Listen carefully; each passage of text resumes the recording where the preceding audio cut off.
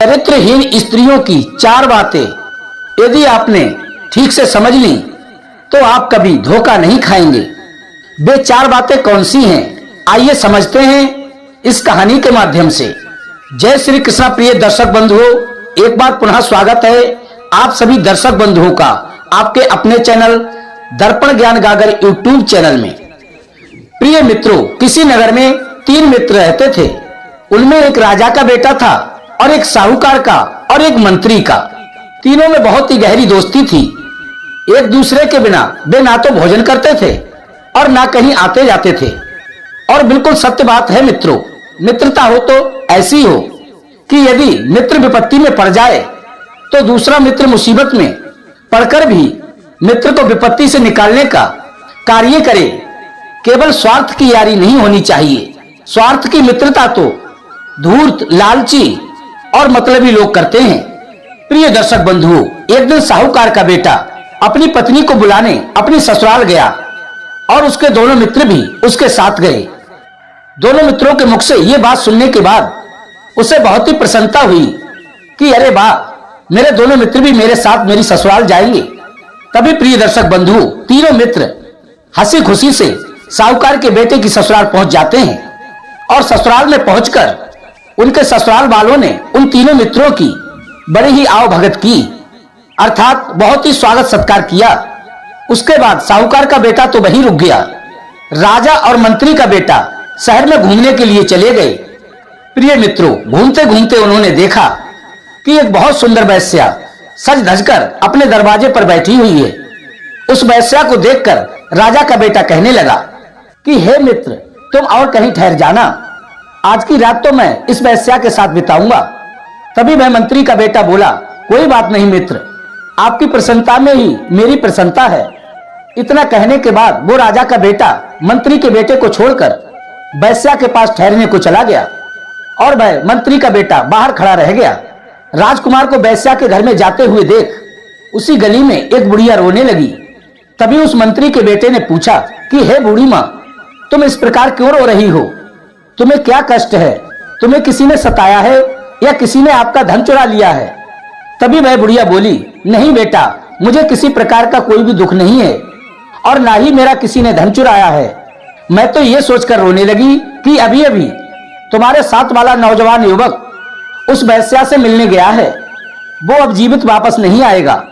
उस बूढ़ी स्त्री की बात सुनकर वो मंत्री का बेटा एकदम घबरा कर बोला कि हे बूढ़ी माता, ऐसी क्या बात है जो कि वो जीवित वापस नहीं आएगा? तभी वह बुढ़िया बोली, बेटा, इस वेश्या के पेट में एक सर्प रहता है और वो सर्प आधी रात के समय उसके पेट से निकलता है और आने वाले अतिथि को डसकर उसके पेट में फिर से चला जाता है।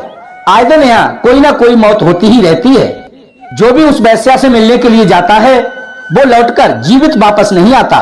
उस बूढ़ी माता की बात सुनने के बाद वो मंत्री का बेटा सोच में पड़ गया। उसने अपने मित्र के प्राण बचाने के लिए अपने मन में एक विचार बनाया और वह मंत्री का बेटा तलवार लेकर उस वेश्या के घर में छुपकर खड़ा हो गया और उस वेश्या के पेट से सर्प के निकलने का इंतजार करने लगा। जैसे ही आधी रात हुई और जब वे दोनों गहरी निद्रा में सो गए तो वो क्या देखता है कि उस वेश्या के पेट से एक भयंकर सर्प निकलता है और पलंग के नीचे बैठ जाता है। वो सर्प उस राजकुमार को डसने ही वाला था कि इतने में मंत्री के लड़के ने उसके टुकड़े टुकड़े कर डाले और उसके टुकड़ों को एक चटाई के नीचे छुपाकर वहां से चला गया और वह बाहर निकलकर कहीं और ठहरने का विचार बना रहा था। इतने में उसने क्या देखा कि आधी रात के समय एक सुंदर स्त्री सजी धजी हाथ में भोजन का थाल लिए शहर से निकलकर जंगल की ओर बड़ी तेजी से चली जा रही थी। उस मंत्री के लड़के ने सोचा, अब हम सोएंगे तो बाद में, पहले इस स्त्री का हाल जान लेते हैं कि ये इतनी रात गए आखिर जंगल की ओर कहां जा रही है। अब प्रिय दर्शक बंधुओं, वो मंत्री का बेटा उस स्त्री का पीछा करने लगा। थोड़ी दूर उसके पीछे पीछे चलने पर उसे पता चला कि वो स्त्री अपने प्रेमी से मिलने आई थी जो एक जंगल में झोपड़ी बनाकर रहता था। तब वह मंत्री का बेटा उन दोनों की बातें छुपकर सुनने लगा। तभी उसका प्रेमी उस स्त्री को गाली देते हुए बोला, अबे दुष्ट नादान स्त्री, तू आज मेरे पास इतनी देरी से क्यों आई? आज तूने इतना विलंब कहां कर दिया? तभी वह स्त्री बोली, हे प्राण प्रिय, मुझे क्षमा करना, आज मेरा पति मुझे बुलाने आया है और उसके 2 मित्र भी उसके साथ आए हैं, इसलिए उनको खाना खिलाने पिलाने में अधिक देर हो गई। जब मेरे पति के मित्र शहर में घूमने चले गए, तब मैं अपने पति को सुलाकर और समय निकालकर तुम्हारे पास आई हूँ। लो, मैं तुम्हारे लिए बहुत ही सुंदर भोजन लेकर आई हूँ, इसे खा लो। और मुझे अतिशीघ्र यहाँ से जाना पड़ेगा।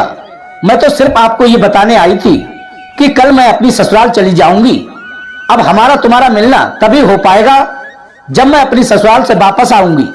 प्रिय दर्शक बंधुओं, तब वो मंत्री का बेटा ये सारी बातें सुनकर सन्न रह गया और इस बात को भली भांति समझ गया कि ये स्त्री और कोई नहीं है बल्कि मेरे मित्र की पत्नी है।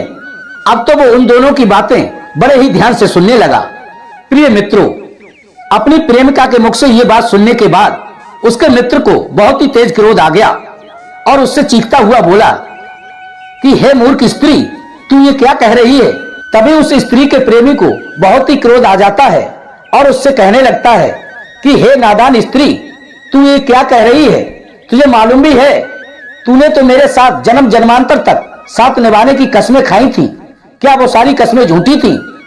तभी वह स्त्री कहती है, हाँ प्रिय, अब हमें लगता है यहीं तक हमारा साथ था। अब तो जब समय होगा तभी आपसे मिल पाऊंगी, अन्यथा नहीं। उस स्त्री के मुख से ये बात सुनने के बाद उसके प्रेमी को अत्यधिक गुस्सा आ जाता है और क्रोध में आकर अपने दांतों से उसकी नाक काट लेता है और वह स्त्री अपने हाथ से अपनी नाक को दबाते हुए रोती चीखती हुई अपने घर की ओर चली गई। प्रिय मित्रों, उसकी इस घटिया हरकत को देखकर मंत्री के बेटे ने उस स्त्री के प्रेमी पर तलवार से हमला कर दिया और उसका सिर काटकर धड़ से अलग कर दिया। प्रिय मित्रों, इसके बाद वह मंत्री का बेटा वहां से चला गया और नगर के बाहर एक मंदिर में ठहरने का विचार बना लिया। तभी उसने क्या देखा कि कुछ चोर नगर से डाका डालकर लाए थे। आज उनके हाथ बहुत सारा धन लगा था।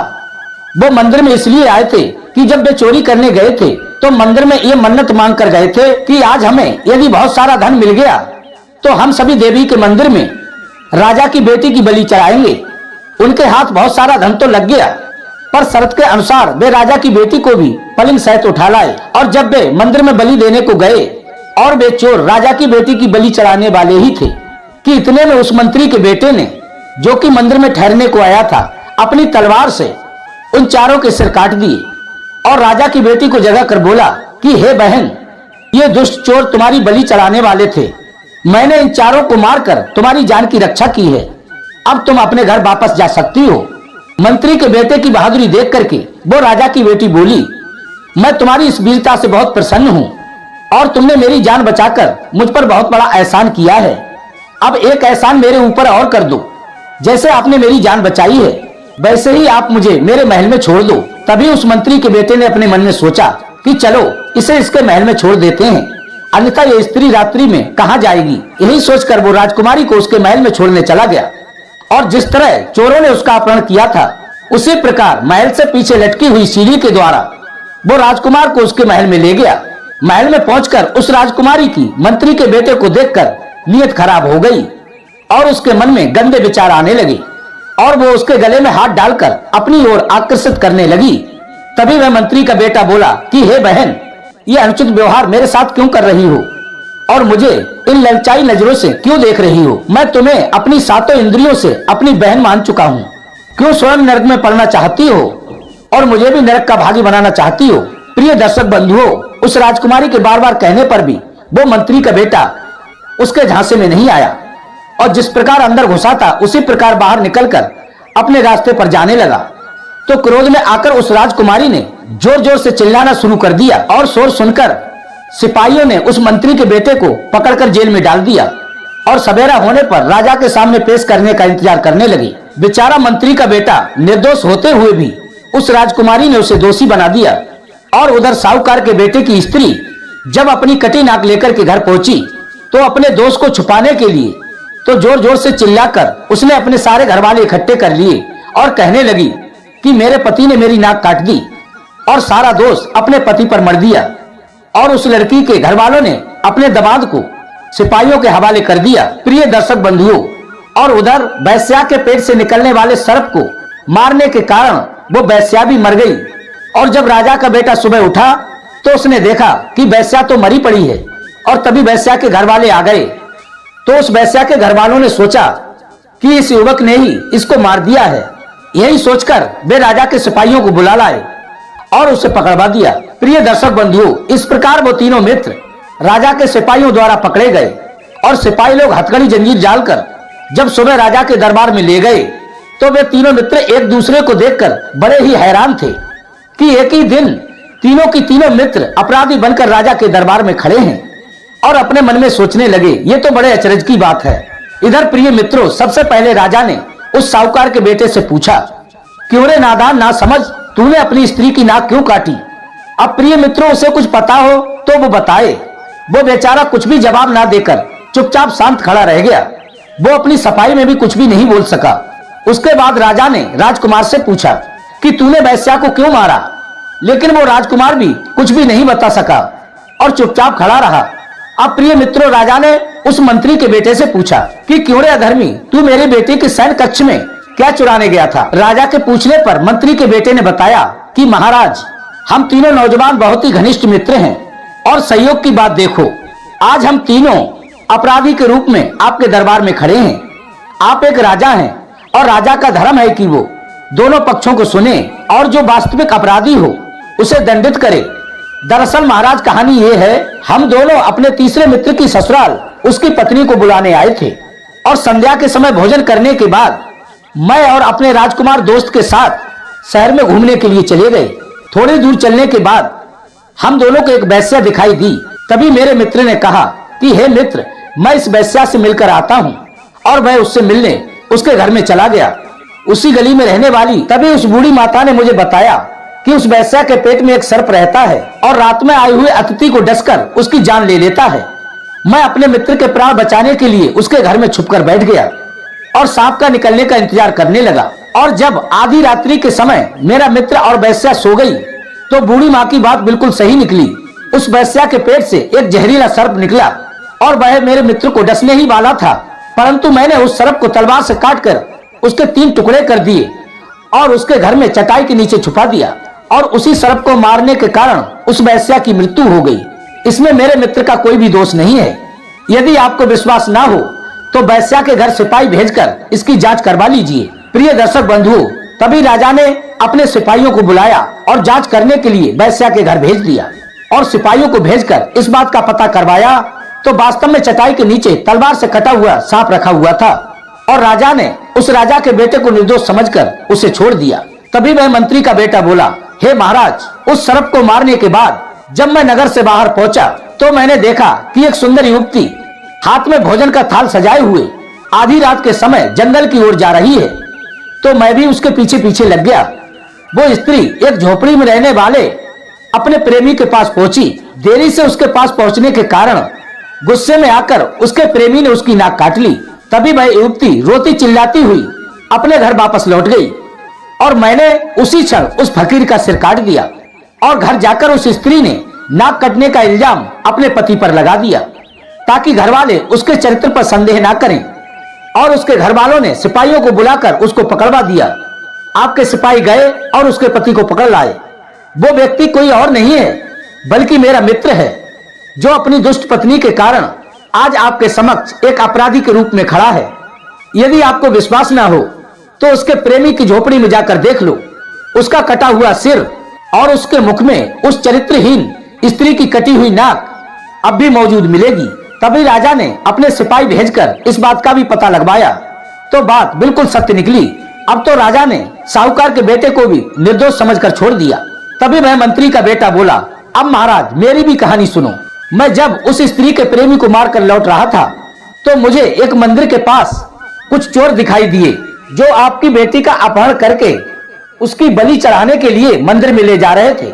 मैंने उन चोरों को मौत के घाट उतारकर आपकी बेटी की जान बचाई और उसे अपनी धर्म की बहन माना। और जब रात्रि में मैं उसे उसके महल में छोड़ने गया तो आपकी बेटी को मुझे देखकर नीयत खराब हो गई। मेरे मना करने के बावजूद भी उसने मुझे फांसी पर चढ़वाने का षड्यंत्र बना लिया। वो चोर चोर कह के चिल्लाने लगी और मुझे वहां से भागता हुआ देखकर आपके सिपाहियों ने मुझे पकड़ लिया। यदि मेरी बात पर विश्वास ना हो तो आप मंदिर में जाकर देख लो, वहां आपको चोरों को कटे हुए सिर और आपकी बेटी का पलंग मिलेगा जो कि चोर उठाकर ले गए थे। प्रिय दर्शक बंधुओं, मंत्री की बेटी की बात सुनकर के राजा ने इस बात का पता लगवाया कि मंत्री का बेटा सच कह रहा है या झूठ। तो बात बिल्कुल सत्य निकली। तो राजा ने मंत्री के बेटे को निर्दोष मानते हुए राजा ने उसे छोड़ दिया और अपनी बेटी को और उस साहूकार के बेटे की स्त्री को फांसी पर चढ़वाने का हुक्म दे दिया।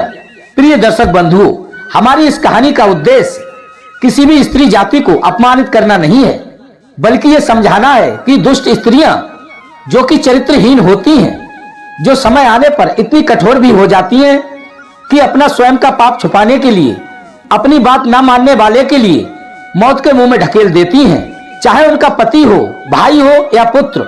जो स्त्रियां सच को झूठ और झूठ को सच बना देती हैं, उनसे बच पाना बहुत ही कठिन है। हमारे विद्वानों ने कहा है कि जिन कुटिल स्त्रियों का मन पर पुरुषों में रमता हो, वे अपने कुल का, पति का, पुत्र का अपनी आंखों के सामने विनाश भी देख सकती हैं और समाज में हो रही बुराई को भी सुन सकती हैं। समय आने पर मुसीबत में पड़ने के लिए तैयार भी रहती हैं और अपने बचाव के लिए यदि किसी के प्राण भी लेने पड़े तो उसमें भी वे पीछे नहीं हटती हैं। प्रिय दर्शक बंधुओं, तो कमेंट द्वारा बताएं कि हमारी आज की ये कहानी कैसी लगी। यदि अच्छी लगी हो तो वीडियो को लाइक करें, अच्छे कमेंट करें और अधिक से अधिक अपने सगे संबंधियों तक शेयर करें। और आपने अभी तक हमारे चैनल को सब्सक्राइब नहीं किया है तो प्लीज आप हमारे चैनल को अभी सब्सक्राइब कर लें।